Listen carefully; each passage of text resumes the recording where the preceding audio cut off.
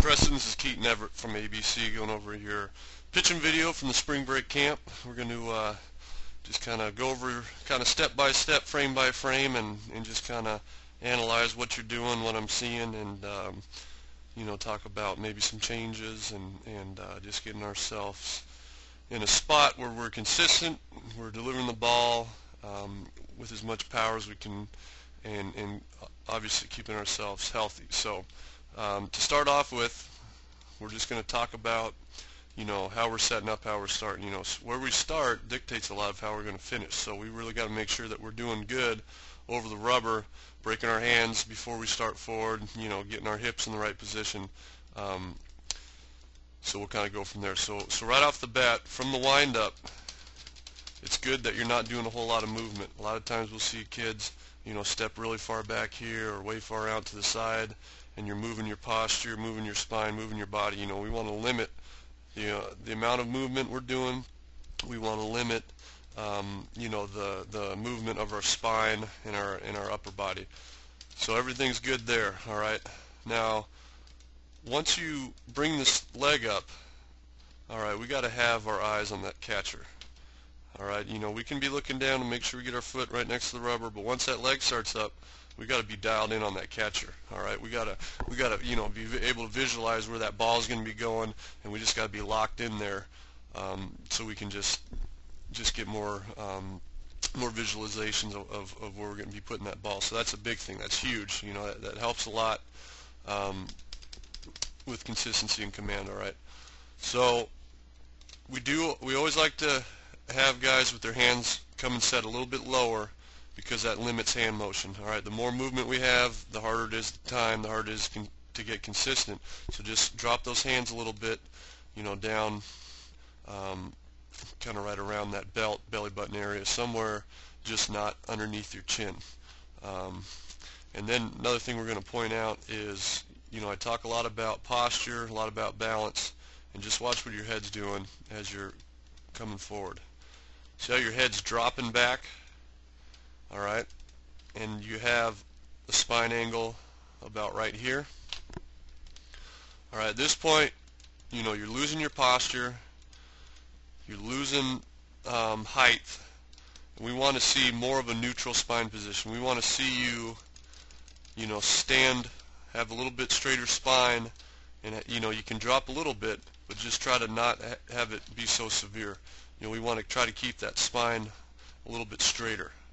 All right, so we just, the movement's coming from the lower body, not the upper body, and so the more we can kind of stay up, stay neutral, the more consistent we're going to be, the more power we're going to generate down the hill.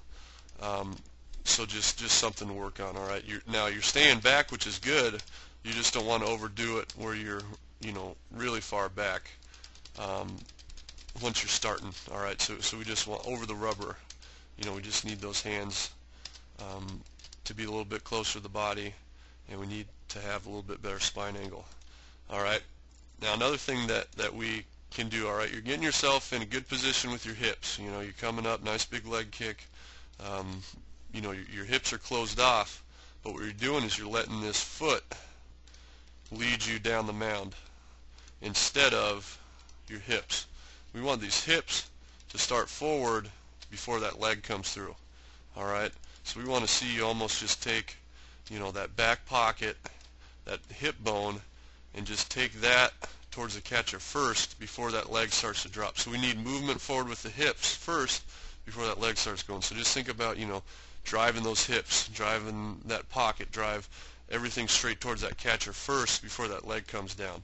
All right, and what that is also going to do as we come forward and watch is you come land, and you're probably, it's tough to say, but you're definitely short. You can get a lot farther. We want to drive those hips. We want to power down the mound and get as far out as we can, where you're coming out maybe almost out to here. You're trying to keep your hips closed as long as you can and let that leg pop out. Wherever that leg pops out, that left leg, that's where you should be landing. We don't want to think about trying to reach out with that left foot. But just keeping those hips closed and driving it down, and then we're going to be able to get ourselves out a little bit farther. Now you're going to be out here in a position like this, And now we're going to be able to release the ball. We're going to be able to generate more power in our lower half. And it's just a more powerful position to get into. All right, so just work on, from the rubber, mark off about 5 or 6 feet lengths, one over the other, and we can try to get somewhere around that general area of just using that lower half. That's where the power, that's where pitching comes from, is that lower half.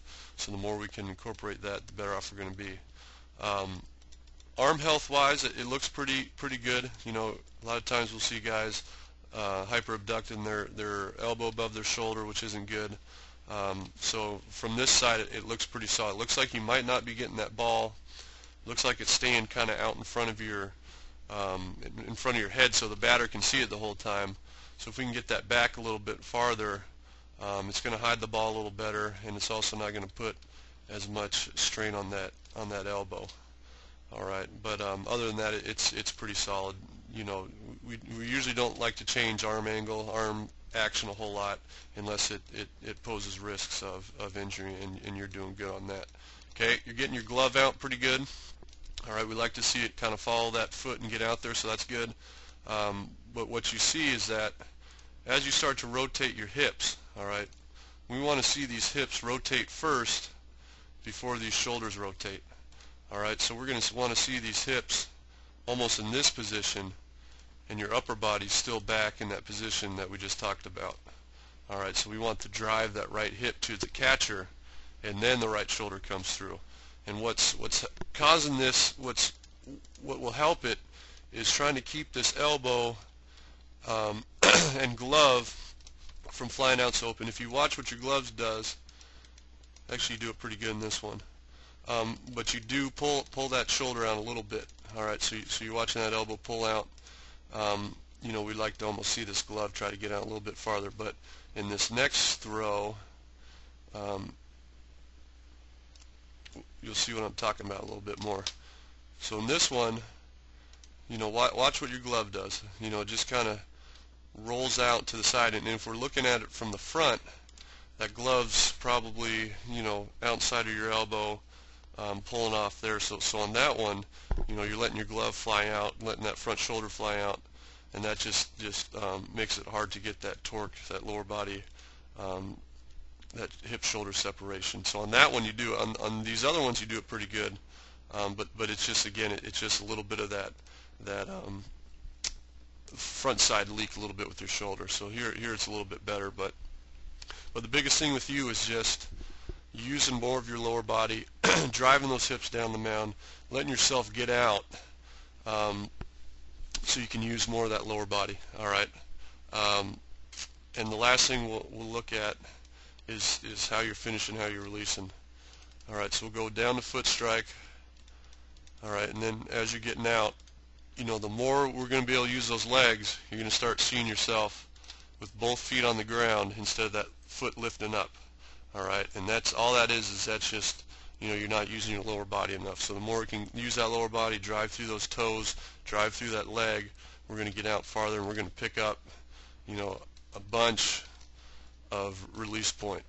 All right, we're going to be out almost, hopefully another 6-8 inches out here of release, and we're going to get on top of the ball more. We're going to be able to drive the ball downhill more, and it's just going to be a lot more powerful position. So just use your legs more. Get your body going down the hill. Get those hips going down and get out front. All right. But other than that, pretty healthy position. Looks nice and repeatable. So have a great summer this year. Have a good luck in your season, and thanks for making it out to our camp. Hope you had a great time, and we look forward to seeing you again with ABC.